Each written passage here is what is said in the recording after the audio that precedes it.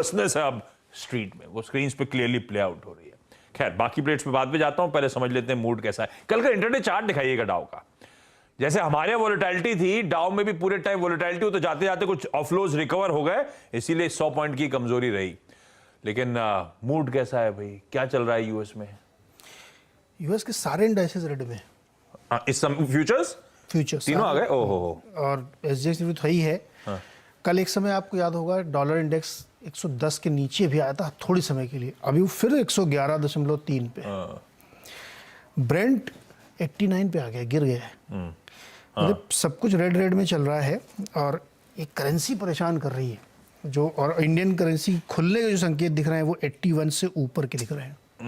तो ये सबसे बड़ी दिक्कत है। लेकिन पहले दुनिया की चर्चा कर लें। अमेरिका में कल क्या हुआ कि अपने उस दर्द को वो लोग बर्दाश्त कर ही रहे थे, तब तक दुनिया भर में और झड़ी लगी और बहुत अनएक्सपेक्टेड तौर पे किया। दर्द मतलब फेड का एक्शन के? फेड के, हाँ, अच्छा, अपने फेड को झेल रहे थे ना कि उसने इतनी बढ़ा दिया, तो नॉर्मलाइज होने की कोशिश करे, तो फिर स्वीडन ने, स्विट्जरलैंड ने, मलेशिया, इंडोनेशिया, वियतनाम, सब ने अनएक्सपेक्टेडली रेट हाइक किए हैं, खूब ज़्यादा बढ़ाए हैं। तो ये पूरी दुनिया में से ना कंसेंसस एफर्ट चल रहा है कि सब लोग अपने इन्फ्लेशन से लड़ने के लिए, तो उसकी वजह से फिर से एक बार निराशा का माहौल बना और ट्रेडर्स ने अपनी पोजीशन छोड़ी। कहाँ ज़्यादा छोड़ी? वही जो आपने एक्सेंचर वाली बात अभी कही कि सब टेक्नोलॉजी स्टॉक, सेमीकंडक्टर स्टॉक्स, वहीं पे सबसे ज़्यादा बिकवाली हो रही है, क्योंकि वो प्री कोविड और पोस्ट कोविड के बीच का जो गैप अभी बहुत ज़्यादा है, तो वहाँ पे धुआंधार बिकवाली हुई, इसलिए नैस्डैक गिरा। अब समस्या वहाँ पे ये है कि रेस्पाइट चाहिए उनको कि कैसे कोई तरीका मिले जहाँ पे स्टेबलाइज हो। तो मुझे लगता है इसमें थोड़ा समय लगेगा, इसलिए यूएस मार्केट अभी संभलने की कोशिश कर रहे हैं।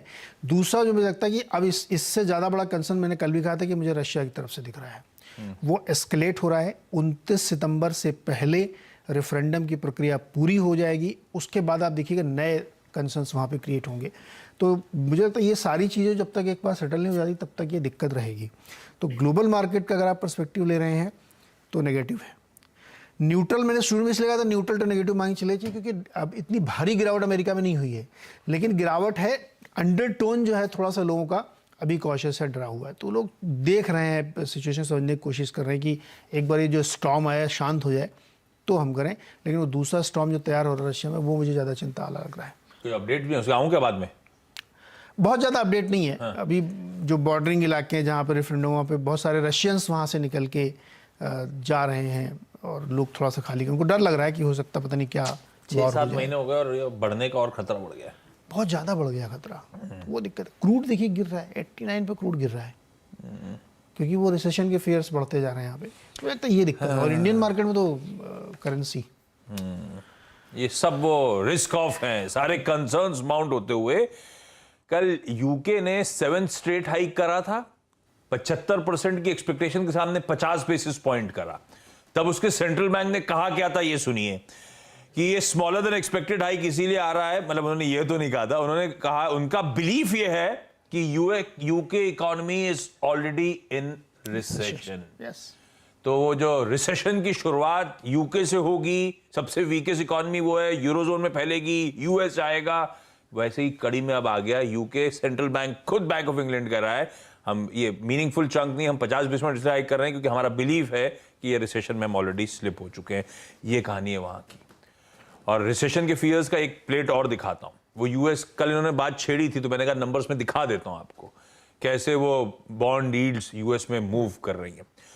2 साल की कल इन्होंने कहा था 4% के ऊपर, वो फर्दर अपटिक्स दिखा रही है 4.126। वो ऐसे कोई डायरेक्ट प्लेट नहीं बनी क्या? 10 साल की 3.7 पे, 2 साल की 4.12 पे, वो गैप वाइडन हो रहा है, यील्ड कर्व फर्दर इन्वर्ट होता चले जा रहा है। बेसिकली ये दिखा रहा है ये प्योरली रिसेशन के फियर्स कैसे प्रोफाउंड होते चले जा रहे हैं यूएस में। यही सब कुछ भाव में, यही इसीलिए बॉन्ड यील्ड्स इंच अप होके 3.71 पे, और वो डॉलर इंडेक्स जो अभी ये कह रहे थे 111 प्लस पे, ये सब खड़ा हुआ इसीलिए नजर आ रहा है आपको। सारी तस्वीर बदल रही है। और डॉलर इंडेक्स तो इसीलिए क्योंकि वो सेफ्टी की तरफ सारे फ्लोज हो रहे हैं। तो हमारी करेंसी इसलिए भी झेल रही थी दिक्कत क्योंकि सारा फ्लो सेफ्टी की तरफ जा रहा है, और वो डॉलर में सबको नजर आ रही है इस समय। लेकिन वीरू, अजय एक चीज आपने नहीं बताई, सारे